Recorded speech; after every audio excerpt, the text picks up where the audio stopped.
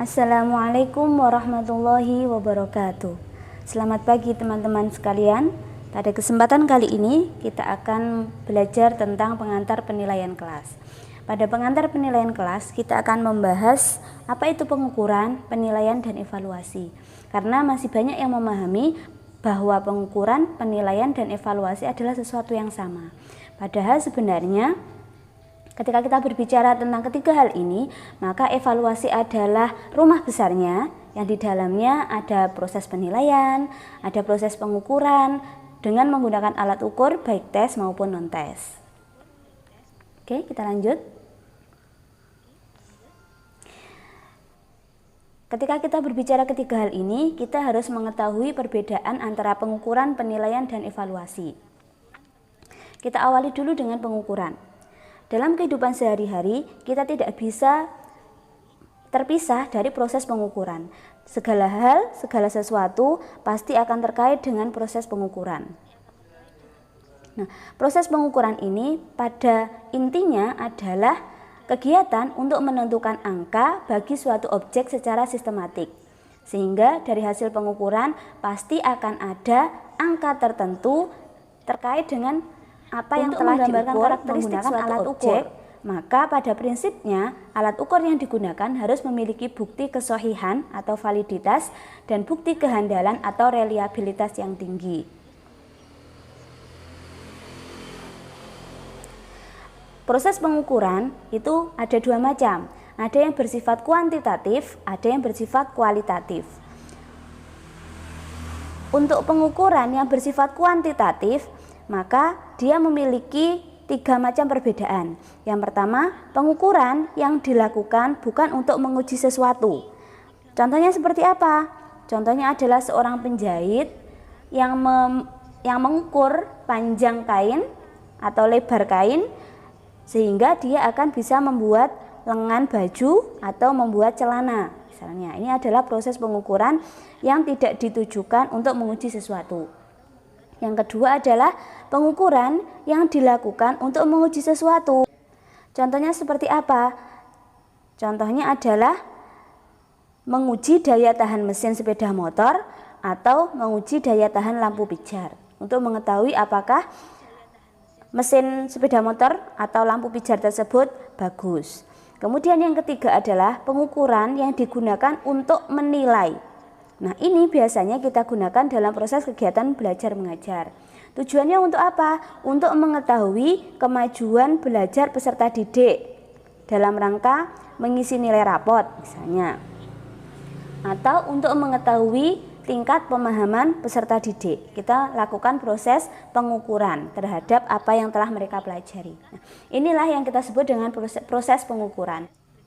Sehingga dalam proses pengukuran kita akan menemukan angka-angka yang kita dapatkan dari alat ukur yang kita gunakan untuk proses pengukuran. Selanjutnya adalah proses penilaian. Penilaian adalah sebuah komponen yang penting dalam proses kegiatan belajar mengajar. Karena peningkatan kualitas pendidikan dapat ditempuh melalui peningkatan kualitas pembelajaran serta kualitas sistem penilaian.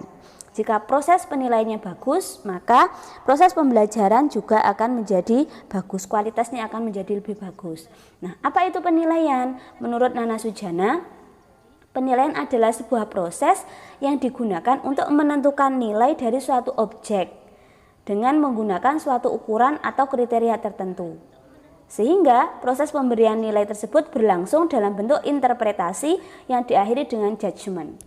Maksudnya adalah hasil dari pengukuran yang kita lakukan itu akan kita gunakan sebagai dasar untuk melakukan proses penilaian. Nah, dari proses penilaian ini akan keluar judgement. Kita akan menyebutkan si A lulus, si B tidak lulus. Dasarnya apa? Dasarnya adalah proses pengukuran atau hasil dari pengukuran. Hasil pengukuran keluar nilai 70, KKM-nya adalah 75, berarti penilaiannya adalah tidak lulus, harus remedi, contohnya seperti ini. Itu adalah hubungan antara pengukuran dengan penilaian serta perbedaannya. Kita lanjutkan ke evaluasi. Jika kita berbicara tentang evaluasi, evaluasi ini adalah proses judgement terhadap sebuah nilai atau implikasi dari hasil pengukuran. Jadi setiap kegiatan evaluasi pasti akan didahului oleh kegiatan pengukuran dan penilaian. Evaluasi sebagai proses untuk mengumpulkan informasi untuk mengetahui pencapaian belajar sebuah anggota kelas atau kelompok, sehingga evaluasi ini merupakan sumber informasi yang sangat penting bagi pengelola pendidikan. Sehingga setiap proses pengukuran yang dilakukan itu akan menghasilkan sebuah judgement yang kita sebut dengan penilaian. Dari hasil penilaian itu, maka akan kita jadikan acuan dasar untuk melakukan proses evaluasi. Dari informasi yang kita dapatkan, kita akan mengetahui apakah pembelajaran di kelas A tersebut berhasil atau belum, apa kekurangannya, apa yang perlu diperbaiki, ini masuk ke dalam proses evaluasi. Inilah hubungan antara pengukuran, penilaian, dan evaluasi.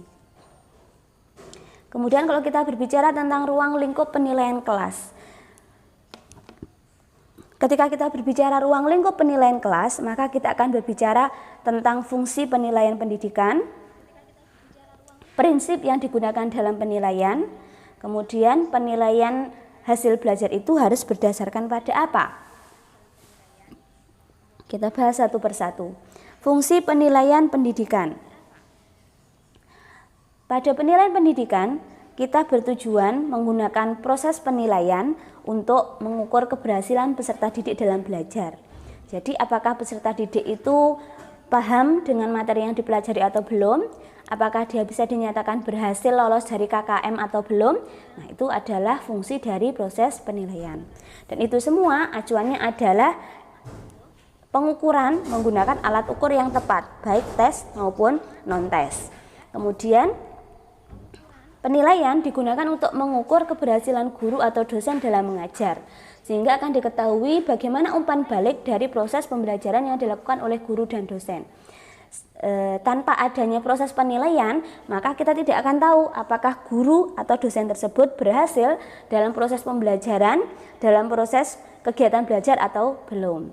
Jika masih ada kekurangan, maka itu yang perlu untuk diperbaiki. Ini nanti masuk ke dalam evaluasi. Kemudian, fungsi yang ketiga adalah memperoleh data pembelajaran guna perbaikan. Jadi, tidak mungkin kita bisa mengetahui kelebihan atau kekurangan proses pembelajaran tanpa adanya proses pengukuran dan tanpa adanya penilaian. Kemudian yang keempat adalah untuk pelaporan kegiatan pembelajaran. Karena selama ini kegiatan pembelajaran itu harus dilaporkan baik untuk wali murid atau wali mahasiswa serta kepada pihak Kemenak atau Dignas misalnya. Karena ada beberapa kasus ini terjadi di perguruan tinggi, ada mahasiswa yang sudah sekian semester tidak masuk kuliah, kemudian dia tetap minta uang SPP ke orang tua, tapi ternyata tidak dibayarkan untuk SPP. Nah, dengan adanya proses pelaporan ini, orang tua akan tahu apakah anaknya itu selalu aktif masuk sekolah atau masuk kampus atau tidak. Itu akan diketahui dari dari hasil penilaian. Kemudian prinsip penilaian ada 4. Yang pertama, adil. Semua peserta didik itu harus diperlakukan dengan perlakuan yang sama dan mereka dinilai berdasarkan kriteria penilaian yang sama. Jadi tidak boleh menilai peserta didik berdasarkan oh dia anaknya teman saya, oh dia anaknya ganteng, anaknya cantik. Itu berarti proses penilaiannya tidak berdasarkan prinsip adil. Yang kedua, harus objektif. Maksudnya objektif adalah kriteria penilaian yang diberlakukan jelas dan hasil penilaiannya dapat dipertanggungjawabkan. Misalnya si A mendapatkan nilai 3,75 atau mendapatkan nilai 2,75. Nah, kriterianya jelas. Kenapa dia mendapatkan nilai 2,75? Kenapa dia mendapatkan nilai 3,75? Bisa dicek dari mulai kehadiran, kemudian tugas harian, tugas akhir, nilai UAS, nilai UTS, ataupun nilai tugas akhir. Nah, sehingga berdasarkan objektivitas ini guru atau dosen bisa mempertanggungjawabkan nilai yang dia berikan. Kemudian yang ketiga adalah akuntabel. Akuntabel di sini adalah hasil penilaian dapat dijelaskan alasannya. Jadi kenapa si A dikasih nilai A+, sedangkan si B dapat nilainya A, si C mendapatkan nilai amin misalnya, itu dapat dijelaskan berdasarkan dari hasil pengukuran yang dilakukan misalnya, maka si A berhak untuk mendapatkan nilai A+, si B dapat nilai A, si C mendapatkan nilai amin. Itu adalah akuntabel, bisa dijelaskan alasannya. Kemudian transparan dan bersifat mendidik. Jadi proses penilaian ini dilakukan secara transparan dan tujuannya adalah untuk mendidik para peserta didik. Selanjutnya, penilaian hasil belajar harus dilakukan sesuai dengan kompetensinya. Jangan sampai proses penilaiannya dilakukan tidak sesuai dengan kompetensi yang tepat. Penilaian yang dilakukan setelah melakukan proses pengukuran menggunakan alat ukur yang tepat seharusnya juga sesuai dengan kompetensinya, jadi tepat pada sasarannya. Contohnya yang pertama, untuk pengetahuan knowledge atau kognitif, pemahaman siswa, maka itu harus diukur menggunakan tes. Mau tesnya pilihan ganda atau tesnya mau isian atau urean, itu terserah. Yang penting harus menggunakan proses tes untuk menilai knowledge atau kognitif siswa atau peserta didik. Sedangkan untuk skill atau psikomotorik itu tidak mungkin kita nilai menggunakan alat ukur tes, tetapi alat ukurnya menggunakan praktikum atau praktek. Karena skill itu tidak bisa dinilai dengan ujian tertulis, dia harus dengan praktek langsung. Sedangkan yang ketiga, attitude atau sikap. Karena dia adalah soft skill, dia tidak bisa diukur menggunakan tes ataupun praktikum, tapi diukur melalui hasil observasi. Bagaimanakah dia kesehariannya di dalam kelas, ataupun bagaimanakah kesehariannya di luar kelas. Ini adalah ruang lingkup dari penilaian kelas. Lanjut. Penilaian hasil belajar. Dalam penilaian hasil belajar, itu kita harus bisa membedakan apa itu penilaian dan apa itu pengukuran. Secara singkat, penilaian kita sebut sebagai sebuah proses mengambil keputusan dengan menggunakan hasil pengukuran. Jadi tidak mungkin kita melakukan proses penilaian tanpa melakukan proses pengukuran terlebih dahulu. Sedangkan pengukuran adalah proses memberikan angka pada suatu karakteristik yang dimiliki oleh seseorang dengan menggunakan alat ukur yang tepat. Jadi jangan sampai kita salah menggunakan alat ukur dalam proses pengukuran. Misalnya, kita mau mengukur psikomotorik siswa, tapi kita menggunakan alat ukur tes, itu tidak sesuai. Atau sebaliknya, kita mau mengukur kognitif siswa, tapi kita menggunakan praktikum, itu juga tidak tepat. Sehingga alat ukur yang digunakan harus sesuai dengan kompetensi yang akan kita nilai. Selanjutnya, nah, ketika kita ingin membandingkan antara proses pengukuran dan penilaian, itu ilustrasinya seperti ini. Jika profesinya dokter, maka dia bisa memberikan hasil penilaian bahwasanya pasiennya itu menderita sakit tipes. Kenapa dia bisa menilai seperti itu? Kenapa dokter bisa menjudgment pasiennya memiliki sakit tipes? Karena berdasarkan hasil pengukuran, panas badannya 39 derajat. Kemudian hasil dari labnya adalah positif tipes. Nah, alat ukur yang digunakan apa untuk bisa menjudgment dan mendapatkan hasil penilaian dia sakit tipes? Tinggi suhu badannya itu dites menggunakan alat ukur termometer. Sedangkan dia dinyatakan positif tipes karena berdasarkan dari tes Widal dia menunjukkan bahwasanya hasilnya adalah positif tipes. Jadi tidak mungkin seorang dokter itu memberikan penilaian bahwasanya pasiennya sakit tipes tanpa adanya proses pengukuran. Nah, pengukuran ini juga harus menggunakan alat ukur yang tepat. Nah, kita lanjutkan ke ilustrasi yang kedua, dosen. Dosen bisa menyatakan lulus atau tidak lulus. Berdasarkan apa? Berdasarkan hasil pengukuran. Hasil pengukurannya adalah kognitifnya 74, skillnya adalah 70, sikapnya adalah 80. Alat ukurnya apa? Kognitif menggunakan tes tertulis, kemudian untuk skillnya menggunakan praktikum atau praktek, dan sikapnya menggunakan non-tes. Berdasarkan dari seluruh hasil pengukuran ini, maka akan didapatkan nilai rata-rata. Nilai rata-rata itu nanti akan dibandingkan dengan KKM yang sudah ditentukan. Kalau di sekolah kita sebut KKM, kriteria ketuntasan minimal. Kalau di kampus kita akan menggunakan batas untuk kelulusan. Nah, misalnya dari nilai 74 ditambah 70 ditambah 80 itu rata-ratanya adalah 66. Padahal KKM-nya adalah 70. Berarti hasil penilaiannya bisa dinyatakan tidak lulus. Itu berdasarkan dari hasil pengukuran.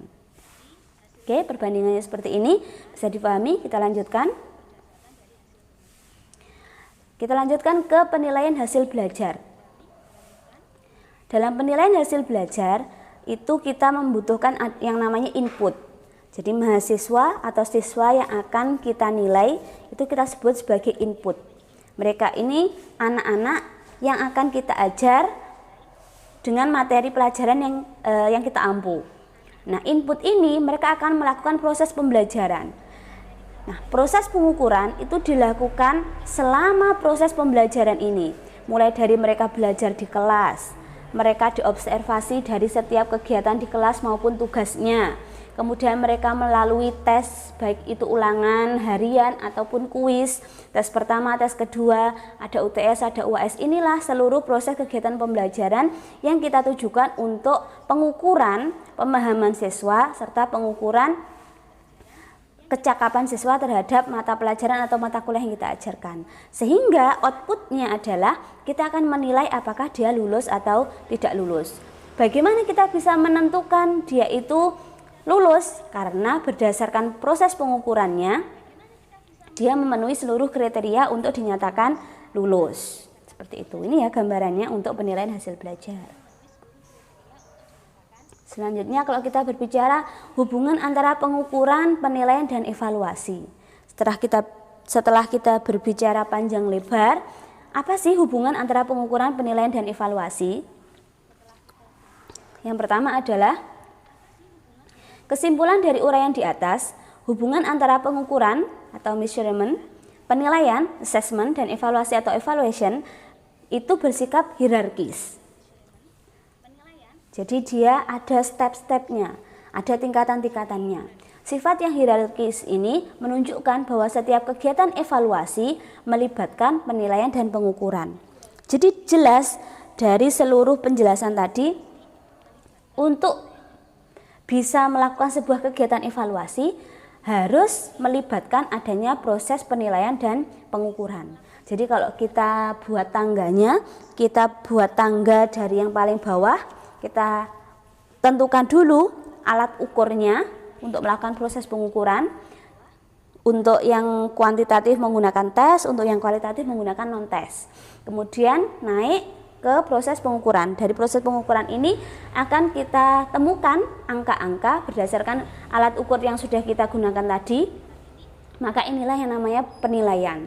Dari hasil penilaian ini, maka kita akan bisa menjudgment, oh ini lulus, ini tidak lulus. Nah inilah nanti akan menjadi bahan untuk kegiatan evaluasi. Jadi sifatnya adalah hierarkis. Tidak mungkin ada kegiatan evaluasi tanpa adanya proses penilaian dan proses pengukuran menggunakan alat ukur yang tepat. Kemudian pengukuran membandingkan hasil pengamatan dengan kriteria. Jadi sudah ada kriteria tertentu yang kita gunakan sebagai patokan, yang kita bandingkan dengan alat ukur yang sudah kita gunakan, sehingga penilaian yang dihasilkan itu jelas, tepat, sesuai dengan kriteria yang telah ditentukan. Jadi kalau di sekolah kita bisa menyebutnya SKL, standar kompetensi lulusan. Jelas standar kompetensi lulusannya seperti apa, jelas indikatornya seperti apa. Nah, dari indikator dan standar kompetensi lulusan ini akan kita jadikan sebagai kriteria untuk melakukan proses pengukuran.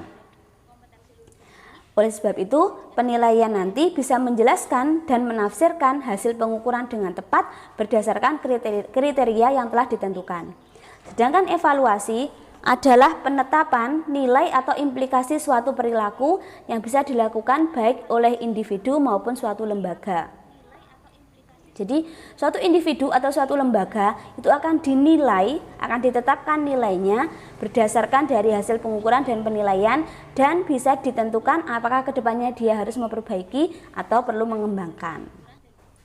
Sehingga penilaian artinya adalah menilai sesuatu, sedangkan menilai adalah mengambil keputusan terhadap sesuatu berdasarkan dari kriteria yang telah ditentukan tadi. Jadi seseorang bisa dinyatakan pandai ketika dia telah melewati proses pengukuran. Alat ukurnya apa? Alat ukurnya adalah tes intelijensi. Hasilnya nilainya berapa? 120. Maka ketika nilainya lebih dari 120, dia akan dinyatakan sebagai orang yang pandai. Sehingga dari uraian ini tadi, evaluasi itu adalah mencakup proses penilaian dan pengukuran. Dan ketiganya ini bersifat hierarkis. Sudah jelas ya hubungan antara ketiganya. Kita lanjutkan. Nah, keterkaitan antara tes, pengukuran, dan evaluasi itu seperti apa? Kita bahas satu persatu. Dari tes dulu. Tes adalah sebuah alat ukur yang digunakan untuk mengetahui kondisi dari apa yang kita ukur. Sudah ada syarat-syarat tertentu, sudah ada kriteria tertentu, dan kita tinggal melaksanakan proses tes untuk mengetahui apakah dia sesuai dengan kriteria yang telah ditentukan.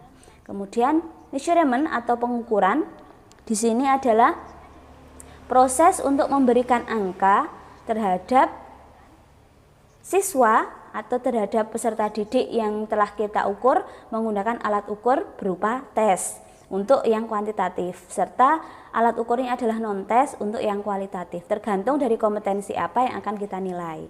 Kemudian assessment atau penilaian adalah menerapkan berbagai cara dan penggunaan beragam alat penilaian yang digunakan untuk mengetahui bagaimanakah capaian hasil belajar siswa.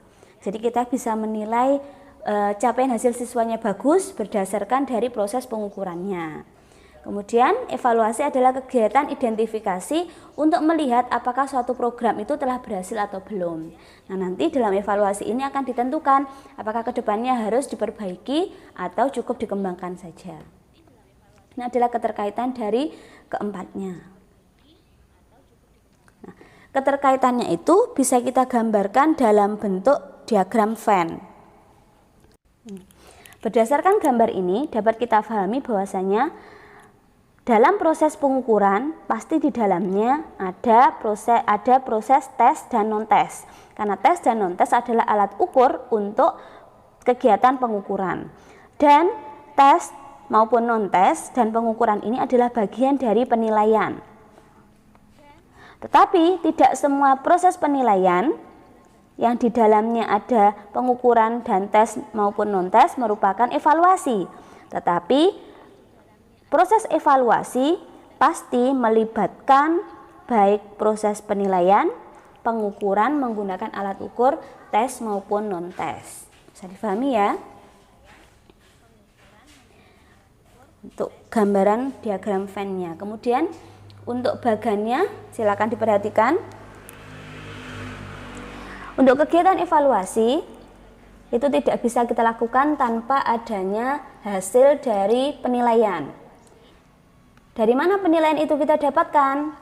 Penilaian kita dapatkan berdasarkan dari hasil kuantitatif ataupun hasil kualitatif.